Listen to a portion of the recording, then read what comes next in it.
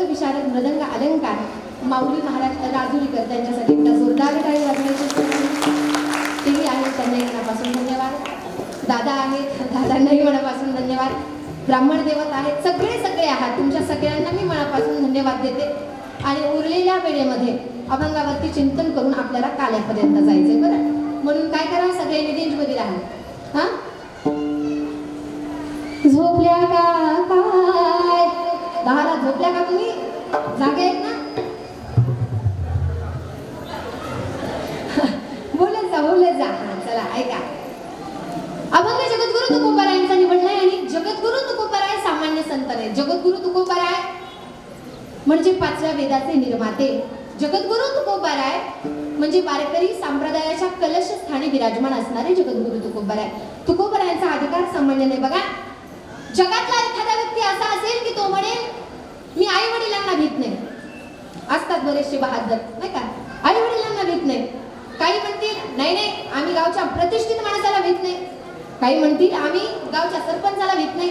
काही म्हणतील आम्ही आमदाराला भीत नाही. काही म्हणतील आम्ही खासदाराला भीत नाही. नाही का, ज्याच्या त्याच्या पद्धतीने ज्याची त्याची उंची आहे. पण मला सांगायला, मृत्यू लोकावरती असा तुमच्यापैकी तरी एखादा माणूस आहे का की ज्याला मरणाची भीती वाटत नाही?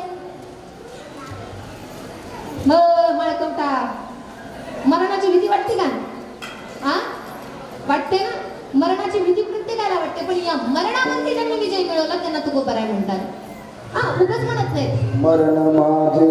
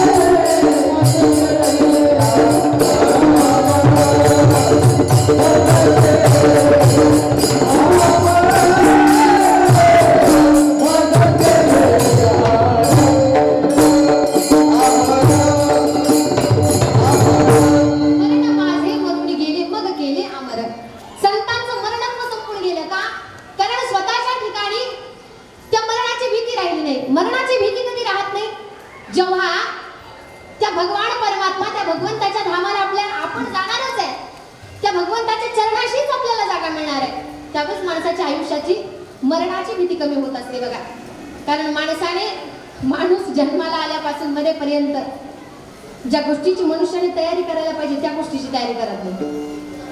कशाची तयारी करायला पाहिजे? मृत्यूची तयारी करायला पाहिजे. पण कशाची तयारी करतो आपण? जगण्याची तयारी करतो.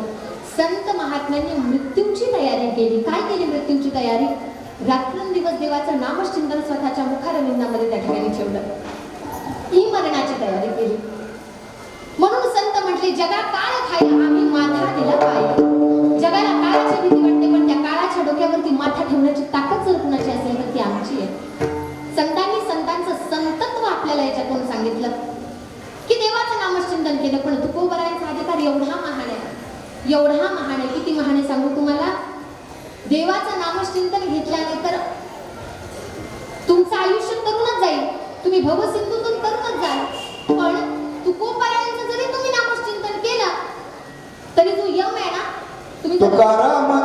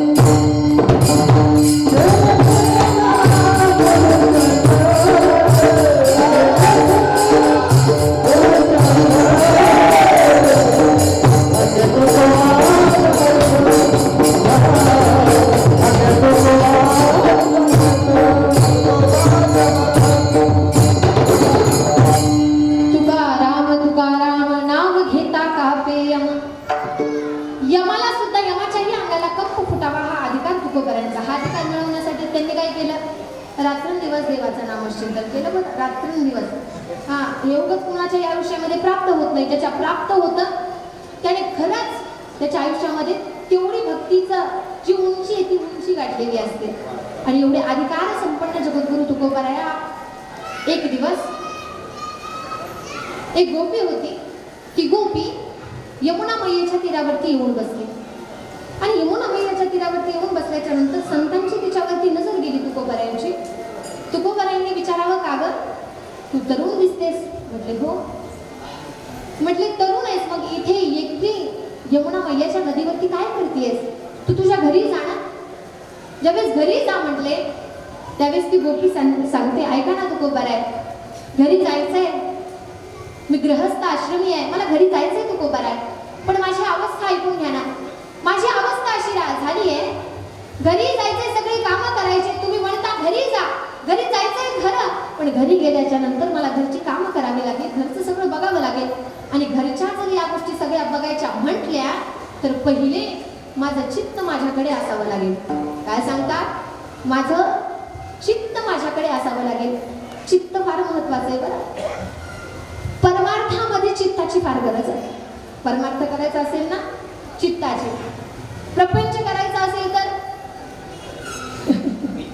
आणि शरीरामध्ये पित्ताची, या तिन्ही गोष्टी असल्या पाहिजेत. त्यावेळेस या तिन्ही योग्य चालतात. जर हे नसेल तर काही होत नाही. बघा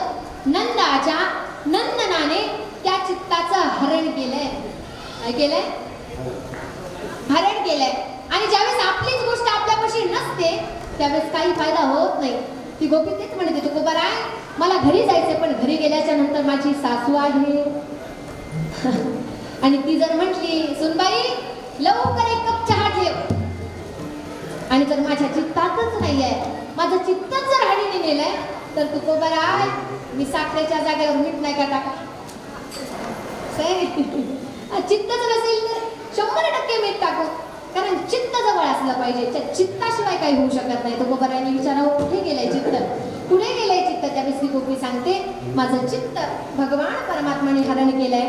आणि ज्यावेळेस गोपी हे सांगते तेच भगवान त्या ठिकाणी तुकोबाराय जे आहेत ते त्यांच्या अभंगामध्ये हरी उतरवतात. माझे हरिले कीर्तन हरी माझे हरिले कीर्तन हरी